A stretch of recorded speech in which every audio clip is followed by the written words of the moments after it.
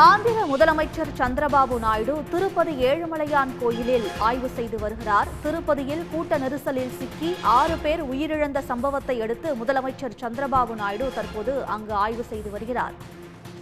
கூட்ட நெரிசலில் சிக்கி மருத்துவமனையில் சிகிச்சை பெற்று வருபவர்களை சந்தித்து அவர் ஆறுதல் தெரிவித்தார். வைகுண்ட ஏகாதசியை ஒட்டி மேற்கொள்ளப்பட்டு வரும் பாதுகாப்பு ஏற்பாடுகள் குறித்து முதலமைச்சர் சந்திரபாபு நாயுடு ஆய்வு செய்து வருகிறார்.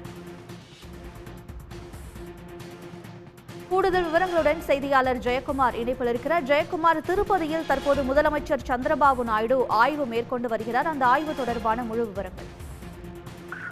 திருப்பதி ஏழுமலையான் கோயில் வைகுண்ட ஏகாதசிக்கான சொர்க்கவாசல் திறப்பில் பங்கேற்பதற்காக பக்தர்களுக்கு நேற்று வழங்கப்பட்ட இலவச சர்வ தரிசன டோக்கன் பெறுவதற்காக வந்த பக்தர்கள் இடையே ஏற்பட்ட கூட்ட நெரிசலில் 6 பேர் உயிரிழந்து 40 பேர் படுகாயமடைந்தனர்.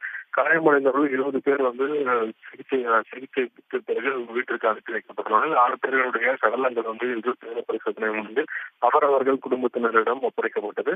இந்நிலையில் இறந்தவர்களின் குடும்பத்திற்கு ஆந்திர மாநில அரசு 25 லட்சம் ரூபாய் நஷ்டஈடு அறிவித்துள்ள நிலையில் ஆந்திர முதல்வர் சந்திரபாபு நாயுடு இன்று அந்த கூட்ட நெரிசல் ஏற்பட்ட திருப்பதியில் உள்ள பைராகிப்பட்டினாவில் உள்ள பூங்காவில் நேரில் அதிகாரிகளுடன் சென்று பார்வையிட்டு ஆய்வு மேற்கொண்டார். அப்பொழுது இந்த கூட்ட நெரிசலுக்கான காரணம் எதற்காக ஏற்பட்டது, எவ்வாறு பக்தர்களை அனுமதித்தீர்கள், எதனால் கூட்ட நெரிசல் ஏற்பட்டது என்று அதிகாரிகளிடம் கேட்டிருந்தார்.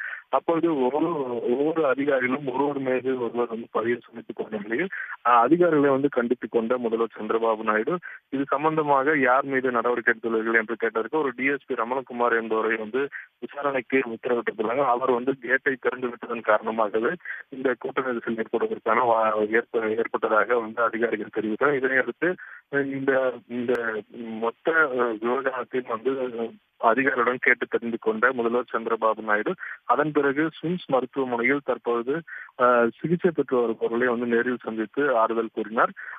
இன்னும் சில நிமிடங்களில் திருப்பதியில் உள்ள தேவஸ்தான நிர்வாக அலுவலகத்திற்கு தேவஸ்தான நிர்வாக அதிகாரிகள் மற்றும் அறங்காவலர் குழு தலைவருடன் ஆலோசனை நடத்தி செய்தியாளர்களை சந்தித்து மேற்கொண்டு எவ்வாறு நடவடிக்கை எடுக்கப்பட உள்ளது, இந்த சம்பவத்தில் யார் யார் மீது நடவடிக்கை எடுக்கப்படும் என்பது குறித்து முதல்வர் சந்திரபாபு நாயுடு விரிவாக செய்தியாளரிடம் தெரிவிக்க உள்ளார்.